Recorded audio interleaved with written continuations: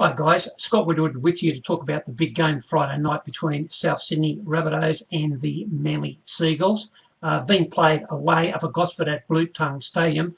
It's actually a home game for the Rabbitohs, but obviously the Seagulls have got a very good record there and they play there a fair bit, so there's no real advantage as far as the home ground is concerned with both these two teams.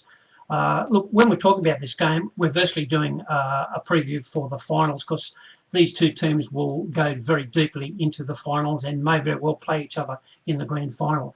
I'm certainly going to be backing both the teams. I think the market has underestimated both teams in the final series at the moment. I think they're both good value. I'll be very surprised if one of the two teams is at least in the grand final. Let's talk about this game, and once again the prices are relevant and the ins and outs are very relevant, and we're going to talk about those things.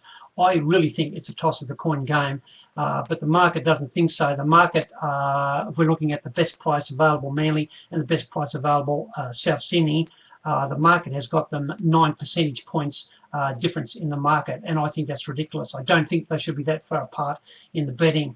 We're talking about the best price Manly $1.80 and the best price South Sydney at $2.15. That's 9 percentage points, which is significant when it's a toss of the coin game, and I'm not quite sure how they can justify that given that Manly have got some key outs. The good thing they've got going for them is the brothers, the Stewart brothers. They're both much fitter now than what they were last time these two teams met early in the year. When South Sydney were dominant winners over Manly. They just killed them in the forwards in the second half, and may very well happen again. Now, while the Stewart brothers are very fit, and I don't think I've seen Glenn Stewart play any better. He's absolutely flying at the moment. But look, to counter that from a Manly point of view, they lose Brent KITE, who's been their absolute rock at Gibraltar. He just turns up every week, and the good thing that he does is he straightens up the attack. He hits the ball straight up the middle, and he's a big tough guy. And doesn't have that many mistakes in him, which I really like.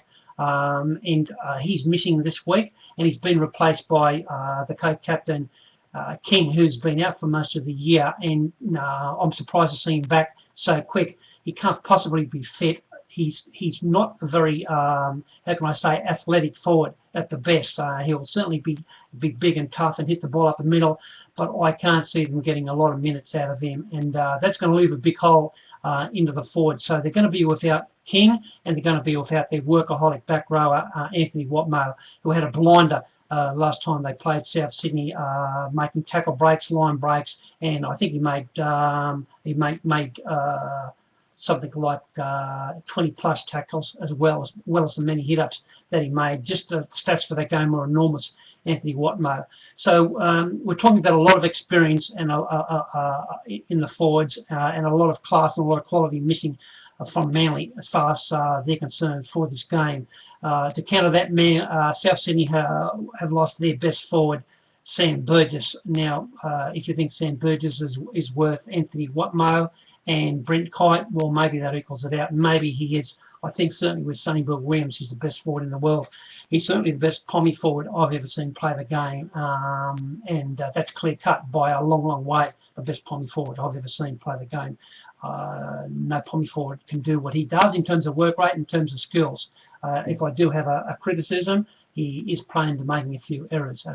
It's an area in his game that he needs to fix up as we're coming to the semis. But I think Manly are going to struggle. I think South Sydney can counter for Sam Burgess a lot better than what Manly can counter for the loss of Watmough and the loss of Brent KITE. And so I still think South Sydney will have the edge in the forwards.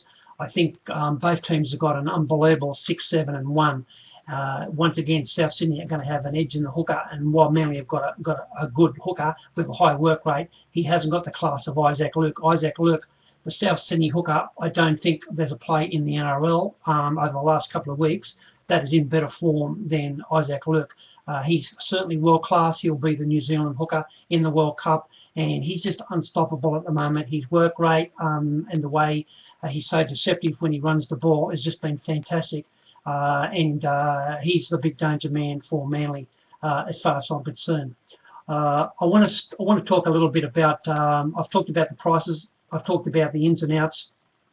I want to talk about the the tactics of the two teams in terms of the 6 and the 7. I thought the South Sydney halfback against Melbourne last week was a little bit shell-shocked in the first 40 minutes, in the traffic lights, if you like, and he settled down a lot better in the second half and went a lot better. And if he can take that second half form into this game, I think obviously South Sydney will be very, very hard to beat. I haven't seen him play on a big stage in a big-time game as yet, although in round 1, when they played the Rabbitohs first game of the season, it's fair to say it was a big-time game, even though it was a club game. But I haven't seen him at rep level, and despite his undoubted talent, I have a little question mark on him, how he will go on the big stage. I've yet to see him perform at that level. Luke Keary was the same. We've all got great reps on him. He wasn't cited in the first half against the Melbourne Storm, but had a very good second half. And I expect he'll come off the bench and go into that number 6 position and allow Sutton to go into the forwards. I would imagine that's what will happen. He's just an enormous young kid and a massive talent. One of the concerns that I have with Manly is that Watmough is replaced by Jamie Buhrer, and I think Jamie Buhrer is a terrific bench guy, but I don't think he's a starting guy. He's not the sort of guy that I'd want starting my team. As I said, I don't know how long Jason King is going to be on there for, and then also they have Jamie Buhrer in the forward pack starting. It's just not that grunt that I like to see starting a team. What it means is that both teams are going to have 4 big forwards on the bench. Both South Sydney and the Seagulls are going to have 4 big forwards on the bench, and they're all big, tough guys. So this game is clearly going to be played in the forwards, and whoever has most luck there is going to make it easier for their 6 and 7 and their organisers, and that's where I think Isaac Luke will have a little bit of an edge. I really think it can go either way. I have a tremendous opinion of both clubs, and I have a good opinion of both coaches. I'm sure they'll both be well prepared. The difference that I have here is I think Isaac Luke is an edge for South Sydney. I think the outs almost cut each other out, so I'm not giving that as an edge. I don't think there's any home ground advantage. The other edge is the price. The price always dictates what we do, and if I'm going to have a bet, I can only be on South Sydney because of the price. As I'm talking now on Wednesday night, you can get $2.15 South Sydney. I think that's tremendous odds. I think they certainly should be certainly level pegging with Manly in the betting. If we're talking about bookmakers' odds, I think they both should be around $1.90. In terms of ratings, they both should be around about even money. And while there's no doubt that Manly can win again, they've won their last 6 and they've been highly impressive, and they give you the impression that they're just warming towards the semi-finals. They're one team that are on the up and up, and South Sydney have had a little bit of a slump. But having said that, I thought they went terrific against the Melbourne Storm last week, and I expect them to go very well. If they get beat here, they're playing away from home and they haven't got their best forward, so they will have some excuses. And obviously they've got Greg Inglis back. He's come back from a reasonably serious injury, and I really would like to see him come back. Some guys, it's taken a few games for them to come back to their best. So it's not a given that Greg's going to come back and have a man-of-the-match performance here. But he's such a champion player. He would go well on one leg. He's just that good.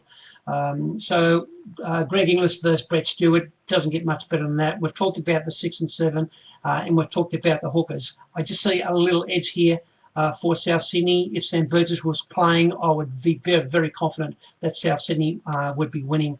But to me, it's going to be anyone's game. It's going to be an unbelievable game to watch. It will give us a very good pointer into the semi-finals upcoming. I'm tipping both teams will go very good in that regard, and I think, as we're talking right now, they're both excellent value with the bookmakers. I think you should be backing them both.